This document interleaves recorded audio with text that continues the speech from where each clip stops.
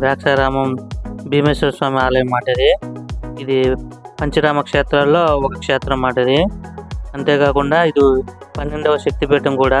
ఇక్కడ అమ్మవారు మాణిక్యాంబదేవి కింద కొలువై ఉన్నారు. సో ఇది ఒక పంచరామంలో ఒక ముఖ్యమైన క్షేత్రము, అంతేకాకుండా 12వ శక్తిపీఠం కూడా. సో చాలా అద్భుతంగా ఉంది. ఈ ఆలయాన్ని వచ్చేటప్పటికి 9 నుంచి 10వ శతాబ్దం మధ్యలో తూర్పు చాళుక్య రాజు అయినటువంటి భీముడు ఈ ఆలయాన్ని నిర్మించాడనమాట. సో దక్షుడు ఈ ప్రదేశంలోనే నిరీశ్వర యాగం చేశాడనమాట.